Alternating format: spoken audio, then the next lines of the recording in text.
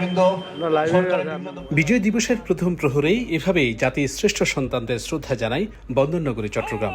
এ সময় বিয়োগলের করুণ সুরে অন্যরকম এক আবহের সৃষ্টি হয়।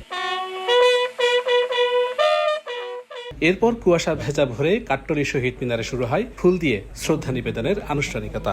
সিটি কর্পোরেশন, বিভাগীয় ও জেলা প্রশাসন, পুলিশ সহ সরকারি বেসরকারি বিভিন্ন প্রতিষ্ঠান, বিএনপি সহ বিভিন্ন রাজনৈতিক দল ও সংগঠনের পক্ষ থেকে শ্রদ্ধার্ঘ্য অর্পণ করা হয় শহীদ বেদিতে। আমাদের এই বিজয়কে যদি ধরে রাখতে হয়, আবেদন করতে আমাদের সবাইকে মিলেমিশে ঐক্যবদ্ধভাবে মানুষের যে মৌলিক অধিকার এবং গণতান্ত্রিক অধিকার আমরা যদি সেটা রক্ষা করতে পারি এবং সবসময় সেটা যদি আমরা সচেষ্ট থাকি, তাহলে পরে বিজয়ের আনন্দটা আমরা সবসময় পাবো। আর আমরা সিটি কর্পোরেশনের পক্ষ থেকে আমরা আজকে 10টায় আমরা যারা আজকে বীর মুক্তিযোদ্ধা যাদের আত্মত্যাগে বাংলাদেশ পেয়েছে, একটা লাল সবুজের পতাকা পেয়েছে, তাদেরকে আমরা সম্মাননা প্রদান করছি, আমরা তাদের ক্রেস্ট প্রদান করছি এবং আমরা যারা সেখানে যারা মৃত্যুবরণ করছে তাদের পরিবারকেও আমরা সম্মাননা প্রদান করছি।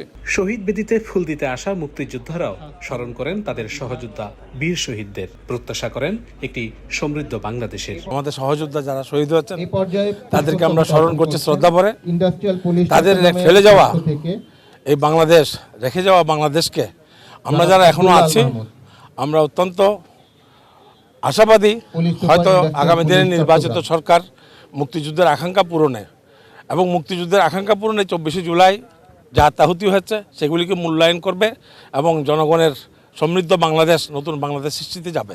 সম্ভ্রমহারা মা বোনদের এবং আমাদের জাতির শ্রেষ্ঠ সন্তান যারা আমাদেরকে একটি নতুন দেশ, নতুন মানচিত্র এনে দিয়েছিল, তাদের সকলের প্রতি জানাচ্ছি কৃতজ্ঞতা। যে দেশপ্রেমের মাধ্যমে আমাদের একটি নতুন দেশ, নতুন একটি মানচিত্র এনে দিয়েছিল।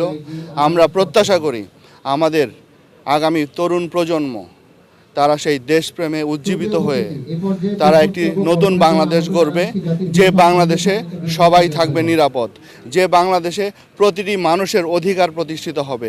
এদিকে মহান বিজয় দিবস উপলক্ষে জেলা স্টেডিয়ামে মনোমুগ্ধকর কুচকাওয়াজের আয়োজন করে বিভাগীয় ও জেলা প্রশাসন। এতে নগরীর বিভিন্ন স্কুল কলেজের শিক্ষার্থীরা অংশ নেন।